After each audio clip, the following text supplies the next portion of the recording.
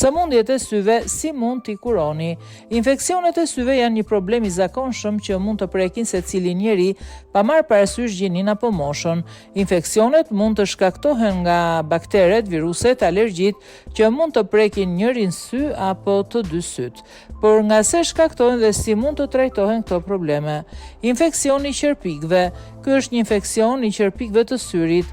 Nuk është serioz dhe mund të dallohet me masa ndimse, flisni me mjeku nëse syt bëhen ngjitës ose nuk pastrohen brenda një jave. Shenjat: cepat e syrit janë të kuqe të infektuara dhe mund të vinire pika qelbi të tharë tek qerpikët. Trajtimi: duke përdorur pambuk me ujë të zier me gjysmë lugë kri, pastroni sytë e fëmijës duke nisur nga hunda. Përdorni pambuk të ri sa herë që i pastroni dhe bëheni këtë çdo mëngjes dhe darkë derisa të shërohet. Mjeku mund t'ju jap ilaç me pika nëse ka infeksion. Infeksioni i membranës që mbulon kokordokët e syrit, konjunktivit.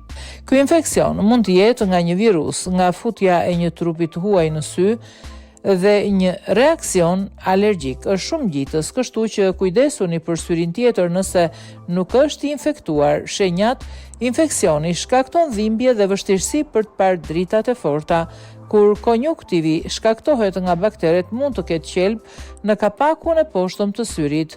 Konjunktivi alergjik shkakton lot, qepalla të fryra.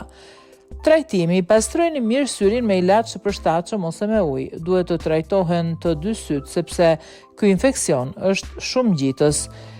Kur ka trup të huaj, hiqeni me kujdes. Në rastin e një infeksioni të rënd, mjeku do t'ju jap antibiotik apo ilaç me pika. Bytsi: kur rrënja e qerpikut infektohet, atëherë në sy shfaqet një fryrje e dhimbshme plot qelb në anë të qepallës. Fërkimi i syve mund ta keqsojë. Shenjat: në fillim qepalla ënjtet pak dhe pastaj mbushet me qelb. Trajtimi: megjithse bytsi nuk është aq ngjitës, fëmia duhet të përdorë peshqir të veçantë. Mjeku do t'ju rekomandojë antibiotik dhe kompresa me ujë të ngrohtë.